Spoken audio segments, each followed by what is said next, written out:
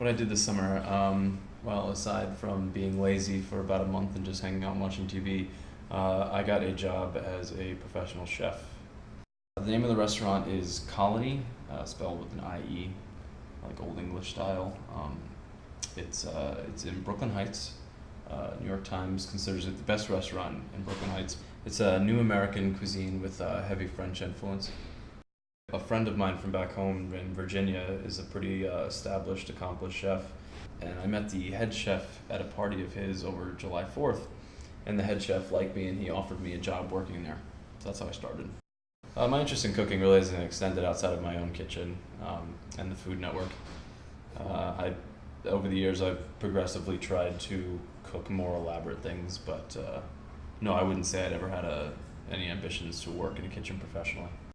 I actually, learned, and I use that term loosely because the learning curve was, was pretty hard for me. But I was trained on the first day, and then the second day, my, trainer, so to speak, called in sick, and I was doing the job by myself for the most part. So it was kind of a learn as you go thing. It was very fast paced. It was very nuts.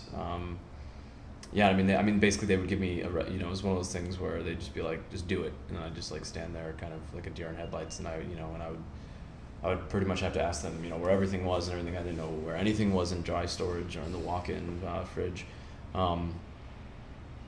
But you just you learn as you go, and they would give me recipes, and you measure them out and stuff. It's cooking's not hard. It's just it's like it's a knowledge that you acquire. So I would compare working in a kitchen to being in the military. I was in the military, and I'm no stranger to being talked down to, and I've never had a problem with it or really authority in general when I need to, within reason. But the thing about working in a kitchen is if you're like, for example, I did my 4 years in the military, and people used to yell at me all the time and stuff like that, but there's a great thing that it's like you have a separation from it. I'm going to do my 4 years and I'm going to get out, and I don't care what they think of me. It doesn't matter.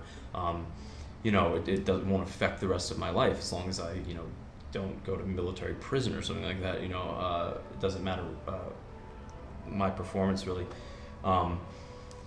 But in the culinary world, it's very stressful for people because you're trying to progress, you're trying to move up, there's a desire, a want to do well. So I think that being yelled at by a chef can be 1,000 times worse than being screamed at by a drill instructor any day. The irony of the military is that it's predominantly,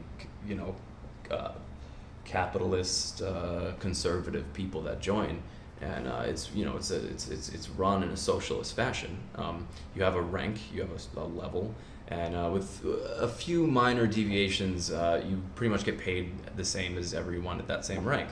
And you do a test every year, a numbers test, which some people aren't good at taking tests. That's kind of arbitrary. And then it goes by your boss's review or whatever, which is super arbitrary. It's really not performance based. If you do your job exceptionally well, that rarely gets shown in any sort of documentation in the military. It's all superfluous, like stuff that really doesn't have anything to do with how well you do your job.